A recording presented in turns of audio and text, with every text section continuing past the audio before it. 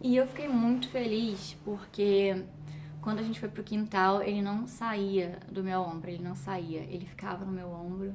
Se eu colocasse ele, por exemplo, na cadeira perto da piscina, ele ficava na cadeirinha comigo, tipo, ele não ia pra longe de mim, ele só saía de cima de mim se eu pegasse e colocasse ele em outro canto, aí voltava pro meu ombro. E depois, algumas vezes mais indo lá fora com ele dava uma voltinha, tipo, voava até uma árvore, voltava pra mim, voava até uma árvore, voltava pra mim. Alguns momentos desses eu fiquei apreensiva, porque, por exemplo, a primeira vez ele só voou e, cara, eu não enxergo bem, é um pássaro pequeno, são árvores altas, então eu só ouvi ele piando de volta pra mim e ficava nervosa, né? Tipo, ai meu Deus, será que essa foi a última vez que eu vi e eu não consegui me despedir? E... Mas ele sempre voltava pra mim, eventualmente, assim, e respondia quando chamava. Eu dei o nome pra ele de Giorgio, grafite, porque ele tinha cor de grafite. Ahn, e ele ficou assim, leal a mim, sabe? Por muito tempo eu fiquei pensando, será que eu devo manter ele como meu pet? Será que eu devo devolver para a natureza? Porque você cria um laço, sabe? Que não é só você que sente, o pássaro também sente. A prova disso é que ele não saía do meu ombro, tendo toda a liberdade do mundo para pegar e voar para longe. Ele não fazia isso. Então, depois de um tempo pensei direito, falei, não, eu não vou manter ele comigo, eu vou dar a opção de escolha para ele, porque eu acho que se ele caiu nas minhas mãos para eu criar ele, é porque eu entenderia que ele nasceu para ser da natureza e não o meu. Eu digo que eu entenderia porque, novamente, eu quero trabalhar com isso, com a reabilitação animal, e isso é tratar dos animais e devolvê-los para o habitat natural deles. E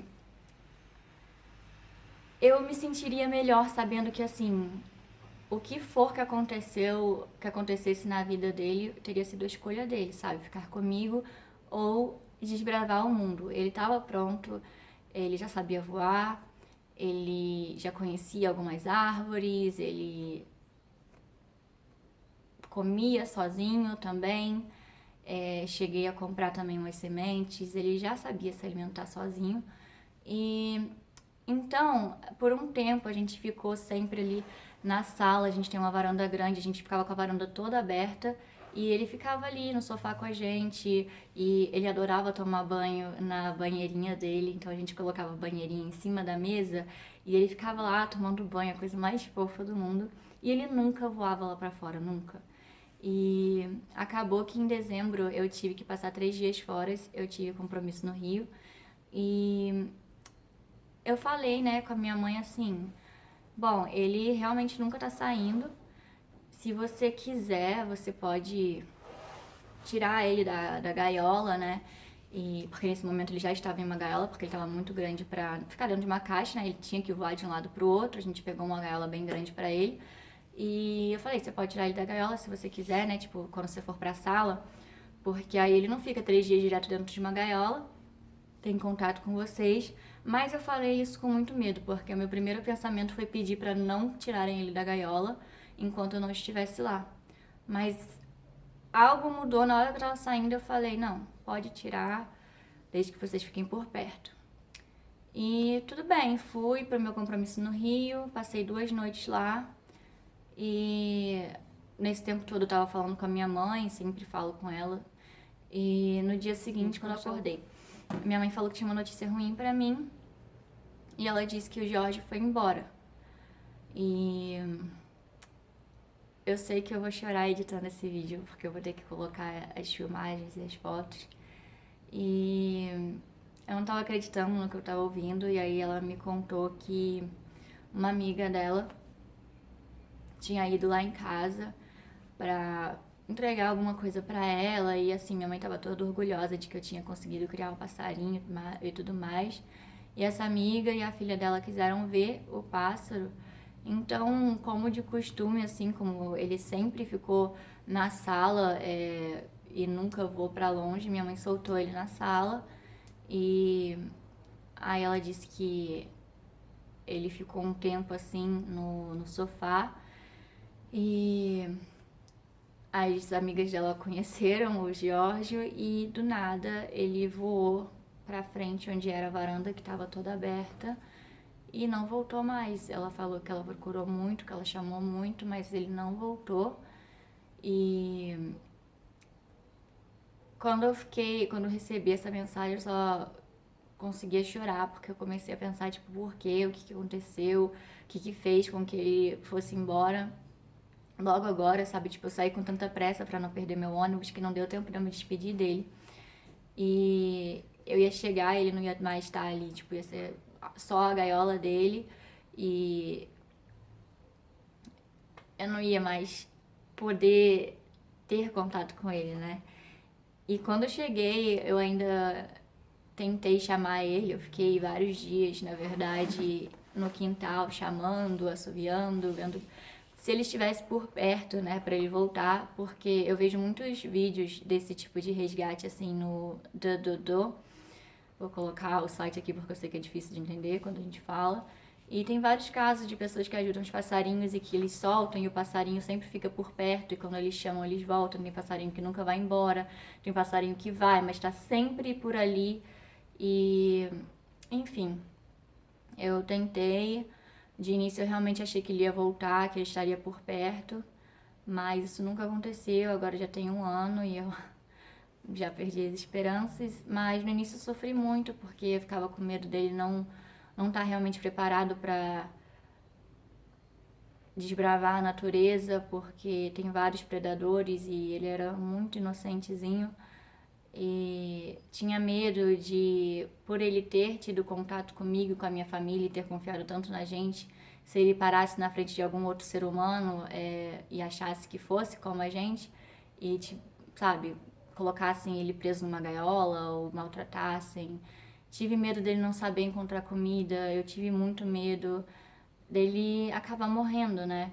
Sem realmente entender, porque eu acho que nesse momento o nosso sentimento, assim, ele fala mais forte, então a gente não consegue pensar que o que acontecer é porque tinha que acontecer e, tipo, a natureza é assim, né, infelizmente.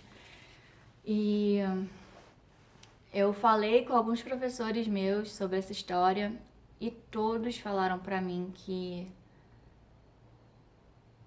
pelo que eu contei, como ele sempre ficava ali na sala com a gente e lá fora comigo, ele nunca ia embora, que se ele voou lá pra fora depois de eu passar 2 dias fora de casa, era porque ele foi me procurar. E aquilo partiu meu coração muito mais, porque você imagina o passarinhozinho que você criou. Eu fiquei imaginando, sabe, por muito tempo ele sentindo minha falta, ou. É óbvio que eles não têm esse pensamento, né, de maldade, tipo, ah, ela me abandonou, coisa do tipo, mas eu fiquei pensando nele sentindo minha falta e meio que se perguntando onde eu tava. E eu não tava ali, e quando ele foi solto, ele logo pegou a oportunidade pra ir voar e me procurar, sabe? Independente se esse foi o caso ou não, eu acho muito bonito, eu acho que prova mais ainda como os animais sentem e a capacidade, né, de existir um relacionamento tão profundo entre um ser humano e um pássaro, uma ave. E então, assim, ele foi muito especial pra mim, ele me ajudou em muitas coisas porque eu tava passando por um momento difícil de aceitação com certas coisas e eu às vezes sentia que eu não tinha muita força e ele sempre me inspirou, sabe? Eu lembrava da história dele e vai sempre me inspirar como ele era tão pequenininho e como todo mundo achava que ele ia morrer e ele, sabe, o mais fraco dos irmãos foi quem sobreviveu e ficou tão bem e voou e conheceu o mundo, voltou para onde ele deveria ter estado desde o início, né, se não tivesse acontecido deles caírem do ninho. E eu pretendo fazer ainda uma tatuagem em homenagem a ele porque realmente significa muito pra mim a minha conexão com ele e tudo que ele me ensinou, porque tudo que eu vivi com ele, eu consegui fazer uma relação com o que eu estava passando na minha vida e só me ensinou lições, sabe? Então, eu fico muito triste quando eu lembro, porque eu sinto muita falta, sabe? É muito difícil você ter contato com um pássaro desse jeito, pelo menos, né? Deles confiarem assim tanto em você. Então eu sinto muita falta de ter ele na minha mão, deixar eu fazer carinho, me pedir carinho, ele no meu ombro, as risadas que ele me proporcionava, sabe? Voando todo desengonçado e tomando banho. Mas, enfim, é só uma história que eu acho muito bonita e marcou meu coração, sem dúvida, para sempre. E eu queria compartilhar ela com vocês porque histórias bonitas têm que ser compartilhadas, sabe? Dá esperança, dá restaura muita coisa na gente, muita coisa boa. E, enfim, se por acaso vocês virem algum pássaro assim, filhote que tenha caído e precise de ajuda, gente, não deixem ele sozinho. Se vocês não forem capazes de cuidar, não quiserem cuidar, vocês podem ligar, sabe, pro... Aqui no caso... Ai, eu esqueci o nome. Pode ser difícil de talvez você conseguir com que eles te respondam, porque normalmente falam que não cuidam de animais pequenos e não sei o que, mas enfim, você pode tentar entregar para uma dessas ONGs que vão ajudar. E se você conhecer algum amigo que entenda disso, que faça biologia veterinária ou tenha algum veterinário que você conheça, sabe? Pega o passarinho, leva e assim, eu daria tudo, eu não quero que nenhum passarinho mais passe por isso, óbvio, não precise disso, mas eu daria tudo para ter a oportunidade de cuidar de mais um pássaro. Então eu sempre falo para os meus amigos que se virem qualquer animal machucado que precisando de assistência, de reabilitação, para me falar, porque eu vou fazer com todo carinho, tudo que eu puder. E enfim, eu queria compartilhar com vocês como foi linda a jornada do Giorgio e quero saber o que vocês acham que ele tá fazendo por aí. Vocês acham que ele conseguiu sobreviver? Vocês acham que não? Vocês já tiveram alguma situação dessas que vocês tiveram que salvar um animalzinho? Vocês já conseguiram, não conseguiram? Contem pra mim. E, bom, é em homenagem ao aniversário de 1 ano da minha história com ele que eu tô contando essa história. Então, é isso e até o próximo vídeo. Beijo!